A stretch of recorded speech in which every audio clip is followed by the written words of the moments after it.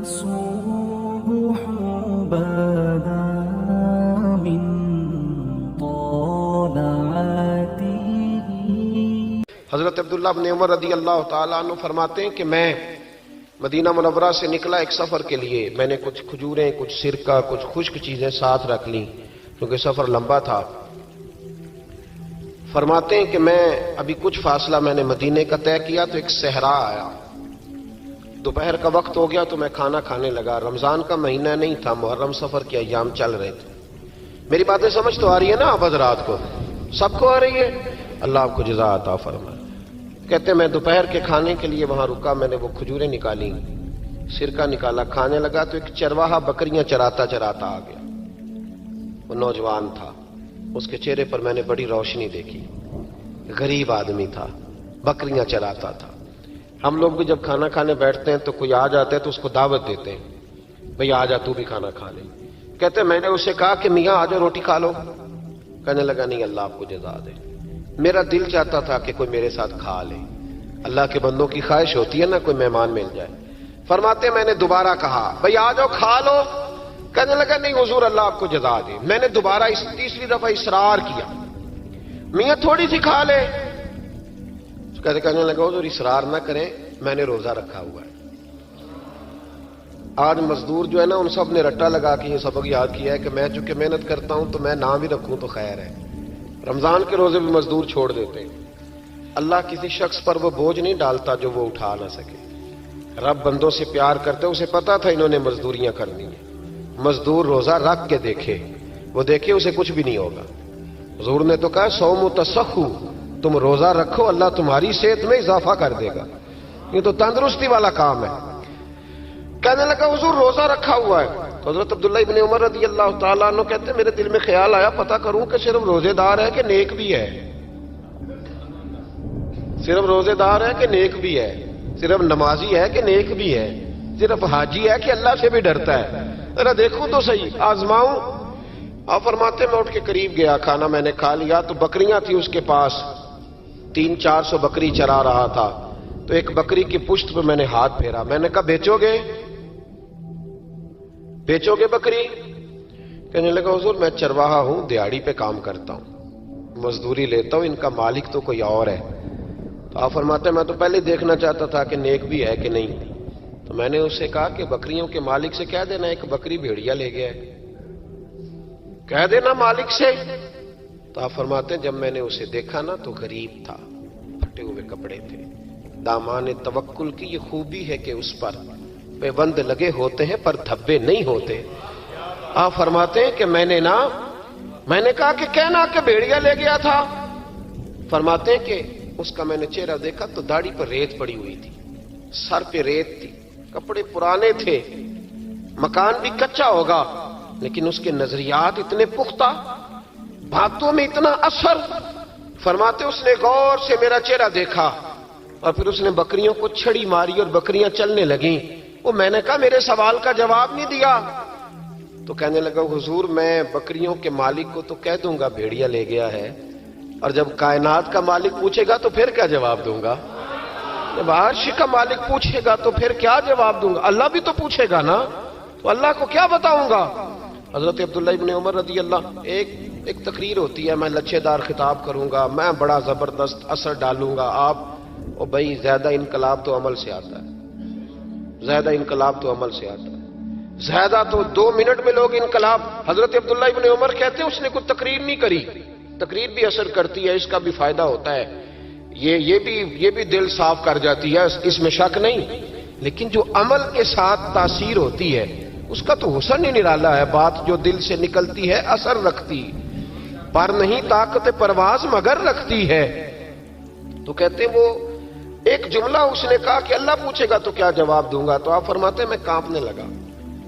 حضرت عبداللہ ابن عمر، اور یہ وہ شخص ہے جن کو نبی پاک نے کہا راجل صالح.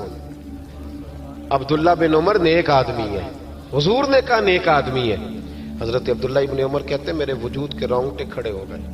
میں سفر پر نہیں گیا بلکہ میں وہیں سے واپس ہو لیا اور میں سیدھا اس شخص کے میں نے مالک کا پتہ کیا کس کی بکریاں چراتا ہے. فرماتے ہیں میں نے معلومات کر کے پہلے وہ غلام خریدا، پھر وہ 400 کے لگ بھگ بکریاں خریدیں. پھر میں نے اسے بلا کے وہ بکریاں تحفے میں دیں. تو مجھے کہنے لگا یہ کیا ہے؟ تو میں نے کہا تو نے قرآن نہیں پڑھا؟ اللہ سورہ طلاق میں فرماتا ہے کہ تم مجھ سے ڈر جاؤ، میں ہر مشکل سے نکلنے کا تمہیں راستہ دے دوں گا. وَيَرْزُقْهُ مِنْ حَيْثُ لَا يَحْتَسِبُ، اور تمہیں وہاں سے روزی دوں گا جہاں سے تمہارا کبھی گمان بھی نہیں گیا ہوگا. فرمایا تو چونکہ اللہ سے ڈرتا تھا تو یہ رب کریم نے تجھے روزی عطا فرمائی ہے، یہ بکریاں اب تیری ہیں. بھائی خدا را اللہ سے ڈرنا سیکھیں، رب کریم کا خوف پیدا کریں. آپ یقین کریں میں پولیس کی بات نہیں کرتا، ایم این اے کی، ایم پی اے کی بات نہیں کرتا، لیکن غریب بھی جب اپنی بہو کو تانا دینے پہ آتا ہے تو حوصلہ نہیں کرتا، ایک آدھ بات پہ صبر نہیں کرتا. غریب کے ہاتھ میں بھی جب ڈنڈا آتا ہے اور کسی غریب سے جب وہ جھگڑا کرتا ہے تو وہ بھی پھاڑ دیتا ہے سر اور توڑ دیتا ہے ہڈیاں. ہم بڑے سخت ہوتے ہیں. ذرا تھوڑی دیر سائلنٹ کر دے موبائل، اللہ آپ کو زیادہ عطا فرمائے.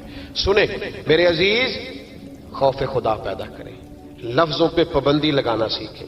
ایسے جملے زبان سے ادا نہ کریں جو سامنے والے کو ساری رات سونے ہی نہ دیں.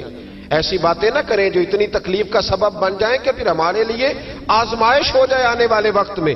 میرے نبی پاک علیہ الصلوۃ والسلام نے ہمیں خوف خدا کا راستہ دکھایا، ہمیں بتلایا ہے. پاک صاف زندگی گزارنا چاہتے ہو تو اب سے رب سے ڈرو. ایک بزرگ تھے بغداد کے، شیخ حسن ان کا نام تھا. وہ جب نماز کی امامت کرتے نا، بغداد کی جامع مسجد کے امام تھے، جب امامت سے فارغ ہوتے تو کہتے ہیں اللہ میرے شہر کے اس تاجر کی 2 بیویوں پہ اپنا رحم فرما. اے اللہ میرے شہر کے اس تاجر کی 2 بیویوں پہ اپنا. تو شاگرد اکثر سنتے کہ ہر نماز کے بعد استاد جی دعا کرتے ہیں. شاگرد پوچھتے حضور اس تاجر کی وہ بیویاں، نہ تاجر کا نام نہ بیویوں کا پتہ. تو آپ فرماتے تمہیں کیا، میں دعا کرتا ہوں نا، جس رب کی بارگاہ میں کرتا ہوں اس رب کو تاجر کا بھی پتہ ہے، بیویوں کا بھی پتہ ہے. تو ایک دن سارے شاگرد اکٹھے ہو کے بیٹھ گئے، استاد جی آج بتائیں تو صحیح معاملہ کیا ہے، آج ذرا آپ بات تو کریں، معاملہ کیا ہے، وہ کون سا تاجر، کون سی بیویاں. تو شیخ حسن فرمانے لگے کہ بغداد کا ایک تاجر تھا، بے اولاد تھا. اللہ اکبر. تو وہ اکثر تجارت کی غرض سے ملک کے شام جایا کرتا تھا. اس کی اولاد نہیں تھی، کئی مہینے اسے ملک کے شام میں رہنا پڑتا تھا. اس کے دل میں خیال آیا کہ میں یہاں ایک نکاح ہی نہ کر لوں، میرے پاس اتنی مال و دولت ہے. تو وہ گیا، اس نے وہاں جا کے ایک شادی کر لی، مکان بنا لیا، نکاح کر لیا. پہلی بیوی کو بتا نہ سکا. یہ جو خواتین ہوتی ہیں بڑی جاسوس ہوتی ہیں، انہیں پتہ چل ہی جاتا ہے، ان کے پاس کچھ ایسے ذرائع ہوتے ہیں، بلکہ میں کہا کرتا ہوں کہ اللہ نے انہیں حس دی ہوتی ہے. یہ وہ جب مشین بنی تھی نا جھوٹ پکڑنے والی، تو اس وقت ایک بڑے دانشور نے کہا تھا، اس نے کہا تھا یہ غلط کیا گورنمنٹ نے مشین بنائی ہے جھوٹ پکڑنے. خاوند کا جھوٹ پکڑنا تھا تو اس کی بیوی سے بات کر لیتے، وہ فٹافٹ پکڑ لیتی ہے، اس کو پتا ہوتا ہے کہ معاملہ کیا ہے، خاوند کو بھی پتا ہوتا ہے. اور یہ محبت کا رشتہ ہے نا، اس میں نبی پاک صلی اللہ علیہ وسلم نے حضرت عائشہ صدیقہ رضی اللہ تعالی عنہا سے کہا تھا کہ جب تم مجھ سے راضی ہوتی ہے تب بھی مجھے پتا چل جاتا ہے، اور جب ذرا تیری توجہ اس طرف نہیں ہوتی تب بھی مجھے پتا چل جاتا ہے. یا رسول اللہ کیسے؟ تو حضور فرمانے لگے جب تم مجھ سے راضی ہوتی ہے تو کہتی ہے مجھے رب محمد کی قسم ہو صلی اللہ علیہ، اور جب کسی بات میں تیری توجہ بٹی ہوتی ہے تو تو کہتی ہے مجھے رب ابراہیم کی قسم ہو. تو حضرت عائشہ صدیقہ مسکرا پڑی، کہنے لگی یا رسول اللہ اللہ نے آپ کو بڑا علم عطا فرمایا ہے، وہ تو سارا پتہ چل جاتا ہے. تو بیوی پتہ کر لیتی ہے، اسے خبر ہوتی ہے. ایسے بھی یہ لباس ہے مرد کا، مرد اس کا لباس ہے، دونوں ہی جانتے ہیں کمزوریاں بھی خوبیاں بھی. تو وہ جب اس دفعہ تاجر آیا نا، تو ایک دفعہ ملک شام سے نکاح کے بعد تو بیوی محسوس کرنے لگی کہ بدلے بدلے سے میری سرکار نظر آتے ہیں، نہ تو کپڑے دھلنے والے ہیں، نہ اس طرح اس کی طبیعت ہے، کوئی معاملہ ہے. لیکن فرما بردار بیوی تھی تو ڈائریکٹ شوہر سے سوال نہیں کیا، ایک جاسوس کے ذمہ لگایا کہ ملک شام جا کے پتہ تو کر ماجرا کیا ہے. وہ گیا. اس دفعہ جب یہ ملک شام گیا نا چند مہینوں کے بعد دوبارہ، تو وہ پیچھے گیا کہ کہنے لگا کہ میں کچھ بتا نہیں سکتا، تکلیف والی بات ہے، لیکن مسئلہ یہ ہے کہ تیرے خاوند نے وہاں نکاح کیا ہوا ہے، ایک گھر بھی لیا ہوا ہے، ایک بیوی بھی ہے.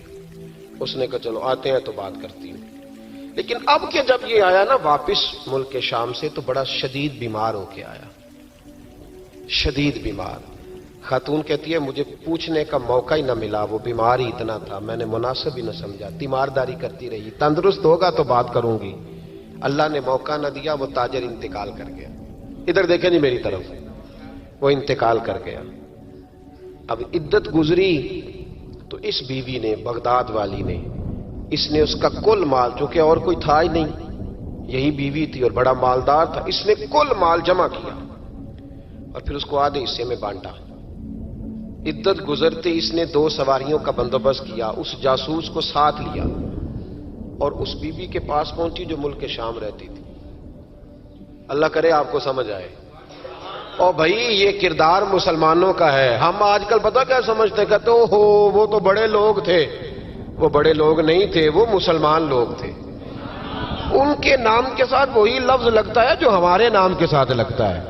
وہ بھی نمازی تھے، حاجی تھے، وہ سارا کچھ تھے، بس ہم نے نہ کہہ دیا دلی دور است، ایسی کوئی بات نہیں۔ آج بھی ہو اگر ابراہیم کا ایمان پیدا، آگ کر سکتی ہے انداز گلستاں پیدا، اور تو فضائے بدر پیدا کر، فرشتے تیری نصرت کو اتر سکتے ہیں گردوں سے کتار اندر کتار اب بھی۔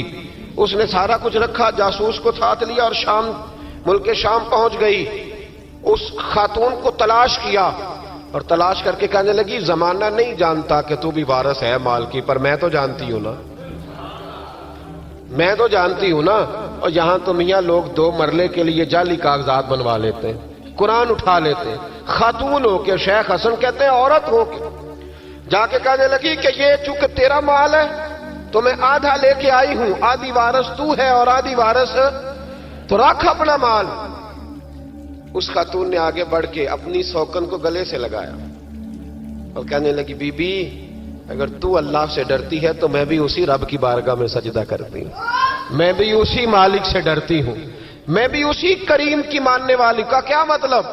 کہنے لگی میرا شوہر اب کہ جب آیا تھا نا ملک شام تو بیمار ہو کے آیا تھا، اور بغداد کے طبیبوں نے اسے بتایا تھا کہ اب تو بچے گا نہیں، تو وہ جب واپس جا رہا تھا تو مجھے کچھ پیسے بھی دے گیا تھا، یہ مکان بھی میرے نام کر گیا تھا، اور مجھے طلاق بھی دے گیا تھا، اور کہہ گیا تھا مرضی کا نکاح کر لے۔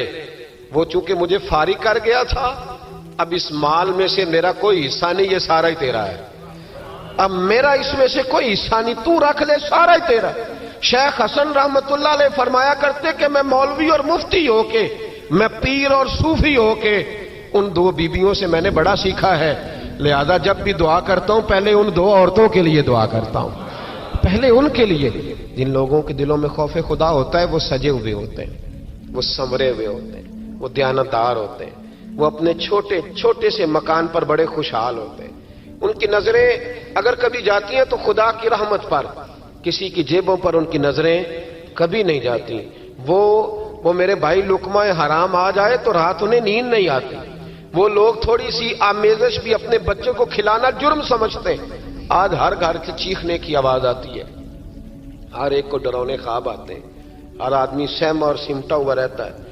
ایک صاحب مجھ سے کہنے لگے پیر صاحب میرے گھر کے کونے سے چیخنے کی آواز آتی ہے، بڑے پیروں کو دکھایا ہے فرق نہیں پڑتا، آپ بھی چلیے۔ تو میں نے کہا یار میں تو عمل شامل نہیں ہوں، لمبا چوڑا طویل دھاگا مجھے تو نہیں آتا، ہاں حدیث مبارکہ میں جو وظائف بتائے گئے ہیں تمہیں بتا دیتا ہوں، اس کو پڑھ لو۔ کہنے لگے نہیں جی نہیں، بڑے لوگوں کو دکھایا ہے فرق نہیں پڑتا۔ تو میں نے کہا ہو سکتا ہے پھر جن نہ ہی ہو وہاں پہ۔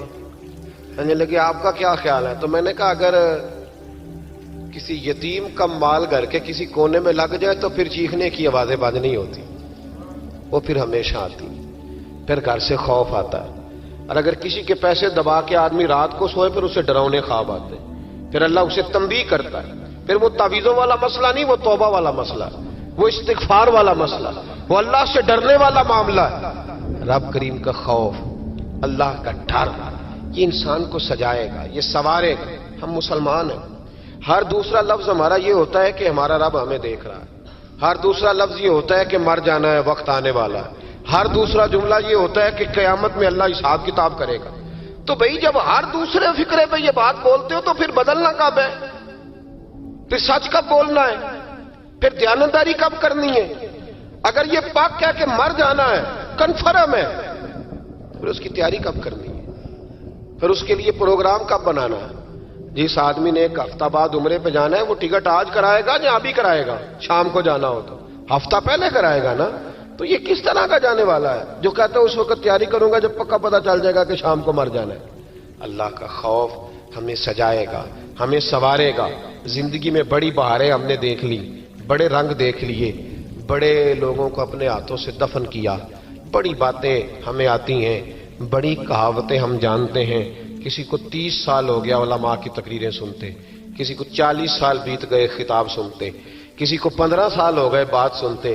تو بدلنا کب ہے؟ اب اس بات پہ عمل کب کرنا ہے؟ کیا تقریریں سننا ایک رسم کا نام ہے؟ کیا یہ محافل اس لیے سجائی جاتی ہیں کہ ذرا پوسٹر شائع ہو جائیں، مولانا کی فوٹو آ جائے؟ کیا اس لیے یہ سارے کام کیے جاتے؟ تبدیلی کب آئے گی؟ کب ہم اپنے ذہن کو بدلیں گے؟ کب ہم تیار ہوں گے کہ بس بھئی اب ختم دنیا کی دوڑ سے باہر، اب مسجد میں کب آئیں؟ کس وقت وہ وقت آئے گا جب جمعے والے دن لوگ پرچیاں ڈالیں گے کہ آج مسجد کی صفائی میں نے کرنی، آج مسجد میں جھاڑو؟ وہ وقت کب آئے گا جب نبی پاک صلی اللہ علیہ وسلم نے کہا تھا کہ تمہیں پہلی رکعت، ادھر دیکھو میری طرف، کیا معاذ اللہ تعالی ہم ان باتوں کا بھی اس کان سے سن کے ساری زندگی دوسرے کان سے نکالتے رہیں گے؟ کیا رسول پاک علیہ السلام سے ہمارا اس طرح کا رشتہ ہے کہ بات سنی اور ٹال دی؟ کیا اسی طرح زندگی گزاریں گے؟ وہ وقت کب آئے گا جب نبی پاک علیہ السلام نے فرمایا تھا کہ اگر تمہیں پہلی صف کے ثواب کا پتہ چلے تو تم قرآن اندازی کرو؟ کب قرآن اندازی ہوگی؟ کب؟ یا موٹر سائیکل کی قرآن اندازی میں تو 50,000 کا مجمع ہو جاتا ہے. یہاں محفل، اب تو اللہ تعالیٰ محفل والوں کو توفیق ہدایت عطا کرے، وہ عمرے کے ٹکٹ کے لیے لوگوں کو باندھ کے رکھتے ہیں.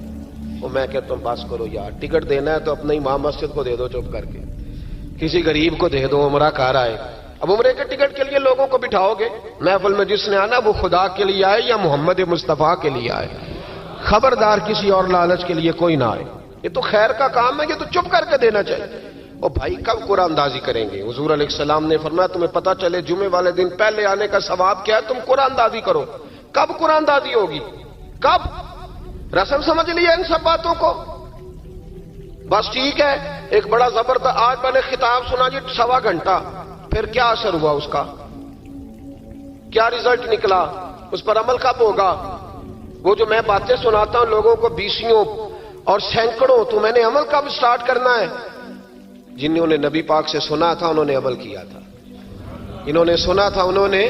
ادھر دیکھو، حضرت عمر کا وہ دور تھا کہ آپ کی ایک لونڈی کلمہ پڑھ گئی تو ابھی آپ مسلمان نہیں ہوئے تھے، تو وہ لونڈی کہتی ہے کہ مجھے الٹا لٹکا کے جناب عمر مارتے تھے، اور اتنا مارتے تھے کہ تھک جاتے تھے تو پانی منگواتے تھے. اور جناب عمر وہ شخص تھے کسی کی جرت نہیں تھی کہ بات کرے، لیکن بس پھر بدل گئے عمر، پھر اللہ کا خوف آ گیا. پھر جو شخص کبھی نہیں رویا تھا وہ بات بات پہ رونے لگا، جو کسی کے آگے نہیں جھکا تھا وہ چھوٹے چھوٹے لوگوں سے معافیاں مانگنے لگا. بدل گئے نا، اللہ کا خوف آ گیا نا. اب وہ اکڑی ہوئی گردن نہیں رہی. اب مسجد میں بھی آ کے یہ نکاح کے پیچھے ہٹو، تمہیں پتہ نہیں میں چودھری ہوں، یہ میری جگہ ہے. اب وہ بات بدل گئی، اب وہ رویہ نہ رہا. حضرت عمر فاروق رضی اللہ تعالیٰ عنہ، اور اس وقت تو ایک قبیلے کے سربراہ تھے نا، صرف ایک قبیلے کے. اور جب فاروق اعظم بدل گئے تو 24 لاکھ مربع میل کے حکمران، 24 لاکھ مربع میل کا واحد حکمران. اور جب کیسر و کسرا جیسے بادشاہ عمر کو بلائیں تو عمر کہیں جاؤ دوڑ جاؤ، میرے پاس ٹائم نہیں. اور ایک دن رات کو چہرے پہ نقاب ڈال کے نا تو مسجد کی گلیاں گھوم رہے تھے عمر فاروق، مدینے کی گلیاں گھوم رہے تھے. 1-2 گلیاں رہ گئیں تو فجر کا وقت ہو گیا. تو حضرت عمر اپنے غلام سے کہنے لگے نماز پڑھ لیتے ہیں اور باقی 2 گلیاں بعد میں گھوم لیں گے. حضرت عمر نے امامت کرائی تو نقاب اسی طرح چہرے پہ. ایک گلی سے گزر رہے تھے تو ایک بوڑھی اماں بیٹھی ہے خیمے میں، بوڑھی کچھ چہرے سے پریشان لگتی ہے. تو حضرت عمر غلام سے کہنے لگے اسے پوچھو کیوں پریشان ہے؟ ہمارا تو اپنا ابا پریشان رہتا ہے، ہم پوچھتے نہیں. ہم نہیں پوچھتے، ہماری اپنی اماں روتی رہتی ہے کہ چلو 2 گھڑیاں رات کو آ کے بیٹھے گا میرے پاس، لیکن وہ آتا ہے 2 درجن کنوں لے کے اور سیدھا اپنے کمرے میں جاتا ہے اور بیگم صاحبہ سے کہتا ہے کہ یہ 6 اماں کو بھی دے آؤں، اس نے کون سا کھانے ہیں؟ تو وہ پلیٹ میں لے کے آتی ہے. پھر ماں کا دل ٹوٹتا ہے کہ یہ کمائی تو میری تھی, یہ تو بوٹا میں نے پالا تھا, لیکن یہ کس بیوپاری کے ہاتھ چڑھ گیا. ہم تو اپنے ماں باپ کو ٹائم نہیں دیتے, لیکن جب لوگ اللہ سے ڈرتے تھے رویہ کیا تھا. حضرت عمر فاروق رضی اللہ تعالیٰ عنہ خادم سے کہنے لگے بوڑھی سے پوچھو. تو پوچھا اماں السلام علیکم. وعلیکم السلام. اماں کیا بات ہے؟ تو اماں کہنے لگی جاؤ دوڑو, تمہیں کیوں بتاؤں, دیہات کی سیدھی سادی بی بی, جاؤ بھاگ جاؤ. کہا نہیں اماں مہربانی کرو, اندر تو آنے دو. بڑی منت کے بعد اماں مانی. عمر فاروق عام آدمی نہیں جس سے دنیا کامتی ہے. حضرت عمر اندر گئے. اماں کیوں پریشان ہو؟ تو اماں کہنے لگی تمہیں کیوں بتاؤں, میرا اپنا دکھ ہے. چل اماں بتا دے, تیری مہربانی. تو اماں کہنے لگی میں ایک بیوہ ہوں, بے اولاد ہوں, کوئی میرا سہارا نہیں. مجھے عمر فاروق سے بڑی شکایت ہے. میرے اوپر 25 دینار کا قرضہ چڑھ گیا ہے اور 3 دن ہو گئے میں نے روٹی نہیں کھائی, اور عمر نے میری خبر نہیں لی. حضرت عمر کو پتہ چل گیا لوارث ہے, اس کا کوئی 2 4 10 ہزار ووٹ کوئی نہیں. ایک کو میکے سے 6 مربے نہیں لے کے آئی, ایک اکیلی تنے تنہا. اور بھائی جب اللہ کا خوف ہوتا ہے تو پھر انسان ان غریبوں کو بھی مناتا ہے. پھر ریڑھی والے کی بھی اہمیت بڑھ جاتی ہے, پھر رکشے والے کی قدر بھی بڑھ جاتی ہے. حضرت عمر فاروق رضی اللہ تعالیٰ عنہ کہنے لگے اماں عمر سے شکوہ ہے؟ کہاں؟ جناب عمر کہتے ہیں میں نے ایک جملہ کہا تو اماں نے تو مجھے لاجواب کر دیا. میں نے کہا اماں عمر کو کیا پتا کہ تو بھوکی ہے اور مقروض ہے, اسے کیا خبر؟ تو اماں کہنے لگی کیا کہا تم نے؟ عمر کو خبر نہیں, اسے پتا نہیں؟ تو عمر سے کہو نا چھوڑ دے حکومت, اس کے حوالے کرے جو خبر رکھ سکتا ہے. کیوں بیٹھا ہے پھر؟ ہمارے حکمران کہتے ہیں ابھی میں صدمے میں ہوں, نکلوں گا تو بات کروں گا. نہ ادھر ادھر کی تو بات کر, یہ بتا کہ قافلہ کیوں لٹا. مجھے رہزنوں سے غرض نہیں, تیری رہبری کا سوال ہے. ہاں تجھے جواب دینا پڑے گا. حضرت سیدنا عمر فاروق رضی اللہ تعالیٰ عنہ سے اماں کہنے لگی نہیں خبر رکھ سکتا تو حکومت کیوں کرتا ہے, چھوڑتا کیوں نہیں؟ تو حضرت عمر کہتے ہیں میں کانپنے لگا. دوڑے گئے جناب عمر. میں نے کہا اس اماں کا 6000 ووٹ نہیں کہ اس کی قدر کی جائے. یہ اماں کوئی بہت آکسفورڈ یونیورسٹی کی ڈگری ہولڈر نہیں کہ اس کی بات مانی جائے, کہ لاوارث اور بیوہ بی بی.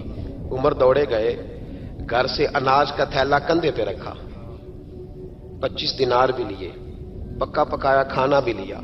خادم کہنے لگا حضور مجھے دے دے میں اٹھا لیتا ہوں.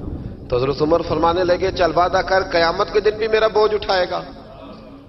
کہنے لگا جی نہیں وہاں نہیں اٹھا سکتا. فرمایا پھر آج بھی نہ اٹھا, مجھے ہی اٹھانے دے, یہ میرا بوجھ ہے تو مجھے ہی. اماں کے سامنے 25 دینار بھی رکھے. پھر اماں کو حضرت فاروق اعظم نے 2 مہینے کا راشن بھی دیا, پھر پکا پکایا کھانا بھی دیا. معمولی آدمی کی بات نہیں کر رہا, 24 لاکھ مربع میل کا حکمران. حضرت عمر مدینے میں بیٹھ کے کبھی للکار دیں تو کیسر و کسرا کی ٹانگیں کانپیں. جناب عمر فاروق رضی اللہ کھانا کھلا کے اماں چارپائی پہ تھی تو عمر نیچے بیٹھ گئے. کہنے لگے اماں چل عمر کو معاف کر دے, چل چل جانے دے, کوئی عرض نہیں, بیچارے کو پتہ نہیں چلا. تو اماں کہنے لگی تو نے پھر عمر کا ذکر چھیڑ دیا. بیٹے میرے گھاؤ بڑے گہرے ہیں, میرے زخم بڑے سخت ہیں, کلیجہ پھٹے تو تجھے دکھاؤں کتنی تکلیف میں ہوں. میں تو پکا ہوا پھل ہوں, کسی وقت بھی دنیا سے چلی جاؤں گی. میں نے عمر کو معاف نہیں کرنا. جب میں قبر میں جاؤں گی نا, نبی کریم علیہ السلام آئیں گے تو میں عمر کی شکایت کروں گی. میں کہوں گی حضور اس سے پوچھئے یا رسول اللہ بیوہ اور بوڑھی کا خیال ہی نہیں کیا. تو آپ کے غلام کہتے ہیں میں نے عمر کو کبھی اتنا روتے نہیں دیکھا جتنا آج روئے. کہنے لگے اماں عمر کو میں جانتا ہوں وہ کمزور ہے, یہ شکایت نہ لگانا, وہ کمزور ہے, مقابلہ نہیں کر سکے گا, یہ شکایت نہ لگانا, چل معاف کر دے. تو اماں کہنے لگی اچھا تو مجھے کچھ اچھا لگتا ہے, جا تیری خاطر عمر کو معاف کیا, تو پیارا لگا ہے, جا معاف کیا, تیری خاطر معاف کیا, تیری خاطر عمر کو معاف کیا. حضرت عمر فاروق کہنے لگے مجھے لکھ کے دو. کون اتنے جتن کرتا ہے, کون؟ کسی سے کہنا جا اپنی اماں کو منا لے, تو کہتے ہیں نہیں میری غلطی کوئی نہیں تو مناؤں کس بات پر, ہمیں تو 20 دلیلیں آتی ہیں. جا ابا کے پیر پکڑ لے. پتہ ہے نبی پاک علیہ السلام نے فرمایا جس کا باپ راضی ہوگا اسی کا اللہ راضی ہوگا, اور جس کا باپ ناراض ہوگا وہ سارا دن وظیفے پڑھے, اس کا اللہ راضی یہ ابو داؤد شریف کی حدیث ہے. نا جی بڑی مہربانی پیسے نہ لائیے گا. اب بات سنیں, وہ بھی میں سمیٹنے کی طرف آ رہا ہوں, ختم کر رہا ہوں, آپ میری بات پہ توجہ رکھیں. عزیز بھائی, نبی کریم صلی اللہ تعالی علیہ وسلم نے جو اپنے غلاموں کی تربیت کی تو حضرت عمر فاروق کہنے لگے لکھ کے دو, لکھ دو. تو اماں کہنے لگی آپ لکھیں میں سائن کر دیتی ہوں, آپ لکھ دیں میں سائن کرتی ہوں. حضرت عمر نے لکھا فلاں بنت فلاں کو عمر سے شکایت تھی, پھر انہوں نے عمر کو معاف کر دیا. اماں سائن کرنے ہی لگی تھی, سائن کرنے ہی لگی تھی کہ مولا علی شیر خدا آ گئے, حضرت عبداللہ ابن مسعود آ گئے. اوہو عمر یہاں بیٹھے ہوئے ہو, میں سارے مدینے میں تلاش کر رہا تھا, یہاں بیٹھے ہو, وہ کچھ لوگ ملنے آئے, نکلو. اماں نے سنا کہ یہ عمر تھے تو اماں اٹھ کے کھڑی ہو گئی. آئے ہائے عمر تھے, آپ عمر تھے؟ تو جناب عمر کہنے لگے اماں تو نے جو کہا ٹھیک کہا, لیکن اپنے وعدے پہ قائم رہا, یہ ذرا سائن کر دے. اماں نے سائن کیے تو حضرت عمر فاروق فرمانے لگے علی آ گئے ہو تو بطور گواہ تم بھی دستخط کر دو.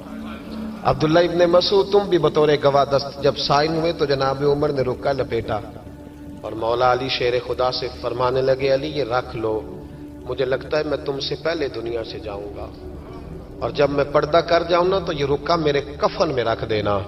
اگر حضور علیہ السلام نے پوچھا نا میری امت کے ساتھ کیا سلوک کر کے آئے ہو, تو رکا نکال کے کہوں گا یا رسول اللہ ایک بوڑھی ناراض تھی میں اسے بھی راضی کر کے آیا ہوں, حضور یہ میں راضی. بھائی جب تک ہم اللہ سے نہیں ڈرتے معاشرہ اصلاح پذیر نہیں ہو سکتا. جب تک یہ وظیفہ پک نہیں جاتا کہ اللہ میرے ساتھ ہے اور اللہ مجھے دیکھ رہا ہے, تب تک حالات بہتر نہیں ہو سکتے. جب انسان یہ وظیفہ پکا لیتا ہے تو پھر چونٹی پہ بھی ظلم نہیں کرتا, پھر وہ گدھے کو ڈنڈا مارتے ہوئے بھی سوچتا ہے. پھر میرے بھائی وہ پھر احساس کرتا ہے کہ جانور کی وجہ سے ہی نہ قیامت میں پوچھ لیا جائے. لیکن جب اللہ سے نہیں, ہمارے اب نہ تو مراقبے رہے, نہ ہم تنہا مصلی پہ بیٹھتے ہیں, نہ رات کو رب کریم کو مناتے ہیں. نمازیں ہیں تو وہ بھی ساری دکھاوے کی, اللہ ماشاءاللہ ہمارے سارے معاملات میں دکھاوا اس تیزی سے آیا کہ روح کا وہ اجر اور دل کی وہ کیفیات ختم ہوتی جا رہی ہیں. رات مصلی پہ بیٹھے اپنی اصلاح کے لیے اپنے مالک کے حضور دعا کریں, اور سب سے بڑھ کر یہ کہ یہ ذہن بنائیں کہ میں, یہ باپ مجھے بعد میں ملا, اماں مجھے بعد میں ملی, بچے بیوی بعد میں ملے, پہلے تو میں اپنے رب کے پاس تھا. اس وقت میرا کوئی رشتہ دار نہیں تھا, اور جب میں قبر میں جاؤں گا تو پھر بھی میرا اللہ ہی میرے ساتھ ہوگا. اور اگر اس کے بعد کوئی ہستی میرے لیے ابر رحمت بنے گی تو خدا کے محبوب کی ہستی بنے گی. میرے بھائی جس آدمی کے ساتھ انسان کو ہمیشہ کام پڑے اسے بندہ ناراض نہیں کرتا, اس کے ساتھ دوبارہ بھی مجھے کام پڑے گا. تو رب رسول کے ساتھ رشتے مضبوط کریں. ہم بڑے کمزور ہوتے جا رہے ہیں, باتوں کے گورکھ دھندے میں زندہ ہیں. کسی کو بھی چھیڑ لیں, جتنی مرضی باتیں سن لیں, کسی شخص سے بھی آپ ڈسکس کر لیں, جو مرضی اسے سن لیں.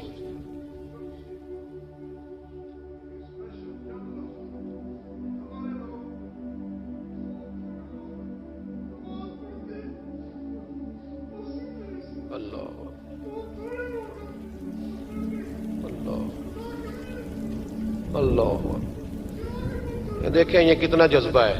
میرا خیال ہے میری تقریر کی تو ضرورت ہی نہیں, ان کے آنسوؤں کو ہی ہمیں مسجد میں لے آنا چاہیے. میرا خیال ہے یہ یہاں گفتگی کی تو حاجت ہی نہیں. آئیں گے مسجد میں آپ لوگ؟ ہلکا پھلکا ہی انشاءاللہ کہا ہے آپ نے. چلو پکے نمازی کئی دفعہ کہتے ہیں ہمیں نہیں انشاءاللہ کہنے چاہیے, سیدھے پہلا بھی ہونے ہیں. اور بھائی کہہ دیا کریں, مہربانی کریں کہہ دیا. آئیں گے انشاءاللہ تعالی. ایک بات سن لو ایک بات. انہوں نے رخ موڑ دیا ورنہ میں بات کسی اور طرف کر رہا تھا. نبی پاک صلی اللہ علیہ وسلم کی حدیث ہے مسند امام احمد بن حنبل, فرمایا من ترک صلاۃ متعمدا, جس نے نماز چھوڑی جان بوجھ کے, فقط کفر, حضور فرماتے ہیں اس نے تو رب کے رب ہونے کا انکار کیا. اللہ کے حضرت غوث اعظم رضی اللہ تعالیٰ عنہ نا, ادھر دیکھو میری طرف. اصل مصیبت یہ ہے, ایک صاحب نے مجھے آ کے کہا میرے لیے دعا کریں, میرا نماز میں دل نہیں لگتا. تو میں نے کہا نماز آپ کا مسئلہ ہی نہیں, نماز مسئلہ ہی نہیں آپ کا, مسئلہ اہمیت ہے. مسئلہ میں اپنے کسی سنگی کو فون کروں نا کہ 12 بجے آ, تو اگر تو میری کوئی اہمیت اس کی نظر میں ہوگی تو 12 بجے آ جائے گا کہ نہیں آئے گا؟ صحیح بتائیں. اور اگر میری اہمیت نہیں سمجھے گا تو آئے گا. میں نے کہا مسئلہ دل لگنے کا نہیں، دل تو کئی دفعہ بندے کا پیسوں میں بھی نہیں لگتا تو پھر چھوڑ جاتے ہیں لوگ دولت. کئی دفعہ بچوں کے ساتھ بھی دل نہیں لگتا، وہ چاٹ ہو جاتا ہے تو چھوڑ دیتے ہو. مسجد میں دل نہیں لگتا تو میں نماز نہیں پڑھتا. مسئلہ دل کا ہے ہی نہیں، مسئلہ اہمیت کا ہے. حضور غوث پاک نماز پڑھ کے، عصر کی نماز پڑھ کے باہر نکلے تو ایک نوجوان گلی میں کھڑا تھا. تو حضور غوث پاک فرمانے لگے تو بڑا دلیر ہے بھائی، بڑا دلیر ہے تو، بڑا. کہنے لگا حضور میں تو کمزور ہوں، یہ آپ کیا کہہ رہے ہیں؟ فرمایا بڑا دلیر ہے تو. اس نے کہا کیا ہوا؟ حضور غوث پاک فرمانے لگے مجھے تو کوت والے شہر بلائے، SHO بلائے تو مجھے جانا پڑتا ہے، نہ جاؤں تو ڈر آتا ہے، اور تجھے رب نے بلایا تھا تو گیا ہی نہیں. بڑا دلیر ہے، تیرا خیال ہے دیکھ لوں گا. او بھائی خدا را، نماز کی تو کلیریفیکیشن ہی کوئی نہیں.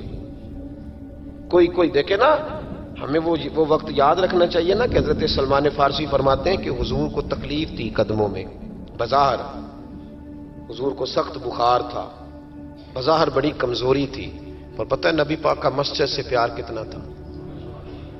حضور نے فرمایا میں نے کئی نمازیں گھر پڑھی ہیں، مجھے مسجد لے جا. تو فرماتے ہیں کہ ایک طرف حضرت قسم بن عباس نے پکڑا تھا، ایک طرف مولا علی شیر خدا نے، اور حضور نے کندھوں پہ ہاتھ رکھے، اور جب مسجد آ رہے تھے تو میری آنکھیں برس پڑی، اس لیے کہ مقدس قدم صفوں کے ساتھ لگ رہے تھے. بظاہر کمزوری تھی، پھر بھی مسجد میں آ کے 17 نمازیں رسول پاک نے پڑھی. وہ کیسا مسلمان ہے جس کا مسجد سے پیار نہیں؟ حضرت بابا فرید گنج شکر سے ایک شخص نے کہا تھا میرا دل سخت ہو گیا، تو آپ نے اس کے ہاتھ میں جھاڑو دے دیا. کیا کیا؟ بول کے بتائیں جی. اب لوگ سمجھتے ہیں بابا صاحب کے دربار پہ جاؤ، خوب قوالی سنو، واپسی پہ شکر لے آؤ، چھٹی، بابا صاحب راضی. جھاڑو دیا بابا صاحب نے. تو کہنے لگا حضور اس کا کیا کروں؟ فرمانے لگے جہاں مسجد نظر آئے نا جھاڑو دینا شروع کر دیا کر، اللہ تیرے دل کو صاف کر دے گا. اٹھ فریدا ستے آتے جھاڑو دے مسیت، تو ستا ہے رب جاگدا تیری ڈاڈے نال پرید. مسجد کا مزاج بنائے، مسجد سے محبت کرے. میں سفر پہ جاتا ہوں نا، جب واپس لوٹتا ہوں نا تو میں سنگیوں سے کہتا ہوں کہ میں ذرا مسجد تے ویکھ لیندے ہوں میری مسجد کا کیا حال ہے. مسجد ایک حسن ہے، ایک وفا ہے جس کا بڑا دل ٹھنڈا کرنے کو دل کرے نا. میرے صاحب وظیفہ بتایا کرتے تھے، ایک شخص کہتا حضور اندر بڑا تکبر ہے، تو فرمانے لگے مسجد کے باتھ روم دھویا کر. جی نہیں تسی نہیں غور کیتا میری گل تے، کام ہی بابا اوکھا دسیا میں مسجد کے. اس نے کہا کیا ملے گا؟ تو آپ فرمانے لگے یہ نہیں سمجھنا کہ یہاں چودھری آتا ہے، یہ نہیں سمجھنا میرا شریک آتا ہے، سمجھنا یہاں اللہ کے مہمان آتے. اور بندے کا گھر سمجھ کے تو ہم یہ کر ہی نہیں نہ سکتے گھر کس کا ہے، تو پھر کوئی دقت تو نہیں نہ ہونی چاہیے. یہ جب آتا ہے نا رمضان شریف، الحمدللہ کچھ لوگ کہتے ہیں کہ میں ان کا پیر بھی ہوں، کچھ کہتے ہیں کہ آپ ہمارے استاد بھی ہیں، اور پیار کرنے والوں کی تعداد تو بے شمار ہی ہے. لیکن میں مسجد کی دریوں کے لیے خود بلاتا ہوں دوستوں کو، بچوں کو کہتا ہوں آپ مل کے دھو لیں. تو مجھے کہتے ہیں استاد جی اتنے بندے 7 پوتے 17 پوتے بابا اجے بھی کاک ہوتے، آپ یہ کیا کر رہے ہیں؟ تو میں کہتا ہوں کہ میں ہاتھ لگاؤں گا تو سارے دوڑ کے آ جائیں گے، اور مجھے بڑا مزہ آتا ہے. کبھی یہ کام کر کے دیکھیں. اور اگر اس سے بھی زیادہ سکون لینا ہو تو جو طالب علم ہے نا مدرسوں میں پڑھتے ہیں ان کو روٹی کھلا کے دیکھیں، ان کے کبھی ساتھ بیٹھیں. ہمارے تو ہم محتمم کہتے ہیں جی میں تو کبھی مدرسے سے لنگر چکھیا ہی نہیں. میں محتمم ضرور ہوں، میں نہیں کبھی چکھیا، میں نیک آدمی ہوں. تو میں کہنا تو چکھیا کر تین پتہ لگے کہ جدا کھاندے نہیں ہو. ہاں وہ چکھیا کر، وہ تو تسی کھاندے ہی نہیں. آپ کے بچے تو ککڑ کڑائی کھاتے ہیں، وہ تو غریبوں کے بچے ہیں جو پتلی دال کھاتے ہیں. اس لیے مسجد سے پیار کریں، مدارس سے پیار کریں، مسجد کا کبھی ناغہ نہ کریں، مسجد کا کبھی ناغہ نہ کریں. امام شافعی فرمایا کرتے تھے جو لوگ مسجدوں میں آنے جانے کے عادی ہوتے ہیں مسجد قیامت کے دن انہیں ڈھونڈتی پھریں گی کہ یا اللہ جی آیا کرتا تھا اسے بلا. مسجدیں ڈھونڈیں گی، آئیں گے انشاءاللہ تعالی. نوجوان بالخصوص توجہ کریں مسجد کی طرف. جوانی میں عادت نہ بنے تو بڑھاپے میں بالکل نہیں بنتی. جوان نماز پڑھے گا تو بڑھاپے میں عادت ہوگی. اللہ تعالیٰ سمجھنے کی توفیق عطا فرمائے. اللہ آپ کو جزا دے. اب میں نے ذرا ادھر بھی جانا ہے. وہ تو آپ نے پہلے بھی بتایا تھا، پھر تو میں آیا ہوں تو پتا چلا کتنا فاصلہ ہے. آپ تشریف رکھیں. یہ بڑے پیارے ہیں، یہ بڑے پیارے ہیں، محبت کے ساتھ فرما دیا. محبت ہوتی ہے نا جو کھینچ لاتی ہے لوگوں کو. تو یہ گئے تو جو بچہ ترتیب دیتا ہے تو اس نے کہا نہیں مشکل ہے، چونکہ مشغولیت کافی زیادہ 3 دنوں میں، تو میرے پاس آئے تو بس طبیعت میں رنگ اس طرح کا تھا، میں کیا وہ نہ کریے اس بندے نے، جائیں گے انشاءاللہ۔ ان کا فائدہ یہ ہوا کہ کتنے کتنے اچھے لوگوں سے ملاقات ہو گئی، اور یہ بزم مجھے اس لیے بھی یاد رہے گی اور یہ ہمیشہ یاد رہے گی، کسی شخص نے رو کے کہا ہے کہ لوگ نمازی بن جائیں۔ آپ یقین کریں میں بڑا راضی ہوا اس بات سے، یار کوئی رو کے کہہ دے، وہ کوئی بھی ہو، دل ٹھنڈا ہو گیا، روح ٹھنڈی ہو گیا، اللہ آپ کو سلامت رکھے۔ حضرت صحصح بن ناجیہ رضی اللہ تعالیٰ عنہ نبی پاک صلی اللہ علیہ وسلم کے ایک صحابی تھے، یہ طبرانی کی روایت ہے۔ تو وہ کہتے ہیں نبی پاک کی بارگاہ میں آ کے کہ یا رسول اللہ، جو دور جاہلیت میں کسی نے نیکی کی تھی اس کا بھی اجر ملے گا؟ تو حضور نے فرمایا کیوں، تو نے کیا کیا؟ تو عرض کرنے لگے یا رسول اللہ میرا اونٹ گم ہو گیا تھا، تو میں ڈھونڈتے ڈھونڈتے پہنچ گیا، ایک بوڑھے کے پاس مجھے اونٹ مل گیا، ایک روایت میں 1 اونٹ ہے، ایک میں 2 اونٹ ہیں، تو مجھے وہ اونٹ مل گئے۔ تو میں نے اس شخص کے پاس، ابھی میں بیٹھا ہی تھا کہ کسی بچے کے رونے کی آواز آئی، تو وہ بوڑھا کہنے لگا دیکھو اگر بیٹا ہے تو رکھ لیتے ہیں، بیٹی ہے تو زندہ دفن کر دیتے ہیں۔ تو کہتے ہیں میں نے ان سے کہا کہ تم دفن نہ کرو، مجھے دے دو۔ فرماتے ہیں انہوں نے پھر مجھ سے قیمت مانگی تو میں نے وہ اونٹ دے دیے، میں 2 3 اونٹ دے کے وہ بچی لے آیا، پھر میں وہ لوگ ڈھونڈنے لگا جو بچیاں دفن کرتے تھے، میں انہیں قیمت دیتا اور بچیاں لے آتا۔ عرض کرنے لگے یا رسول اللہ، پھر میں نے حویلی بنائی، اس میں نے عورتوں کے ذمے لگایا بچیوں کو پالنا، 360 بچیوں کی میں نے جان بچائی ہے۔ یا رسول اللہ آج کلمہ پڑھنے آیا ہوں، اس کا بھی مجھے اجر ملے گا؟ تو حضور فرمانے لگے پہلا اجر تو تجھے مل گیا نا، اللہ نے کلمے کی توفیق عطا کر دی، پہلا اجر بھی تجھے مل گیا، اور باقی بھی اللہ تجھے خزانے کھول کے اجر عطا فرمائے گا۔ خیر کریں گے تو اللہ اجر ضائع نہیں کرتا، اللہ اجر ضائع، لیکن خیر کی عادت بنائیں، شر سے ہمیشہ بچیں، اللہ ہمیں توفیق عطا فرمائے۔ اللہم صلی علی سیدنا و مولانا محمد معدن الجود والکرم وعلیہ وبارک وسلم۔ اللہ ہمارا یہاں حاضر ہونا قبول فرما، ہمارے گناہوں کو معاف فرما، ہماری غلطیوں سے درگزر فرما، علم نافع کی توفیق عطا فرما، عمل صالح کی توفیق عطا فرما۔ اے مالک کریم، مسجدوں کی رونق کو دوبالا فرما، گناہ کے اڈوں کو برباد فرما۔ مالک کریم، نیکی کرنے اور نیکی پھیلانے کا ذریعہ بننے کی توفیق عطا فرما۔ اے عرش و فرش کے مالک، اپنے محبوب علیہ السلام کے رستوں کا ہمیں مسافر بنا، حضور کی تعلیمات پر عمل کی توفیق عطا فرما۔ اللہ عالم اسلام کے حق میں رحمت والے فیصلے فرما، برما کے مجبوروں کی مدد فرما، کشمیر اور فلسطین کے مظلوموں کی مدد فرما، پاکستان کو نظام مصطفیٰ صلی اللہ علیہ وسلم کا گہوارہ بنا۔ اے اللہ سجدوں کا ذوق عطا فرما، عبادتوں کا شوق عطا فرما، تلاوتوں کی لذت عطا فرما۔ اے مالک کریم، زندگی تقوی کے نور والی اور موت کلمہ اسلام پہ نصیب فرما۔ اللہم انا نسألک العفو والعافیۃ فی الدین والدنیا والآخرہ، رب اغفر وارحم وانت خیر الراحمین، وصلی اللہ تعالی علی حبیبہ سیدنا و مولانا محمد۔ صلی علی سیدنا و مولانا محمد، اللہم صلی علی سیدنا و مولانا محمد۔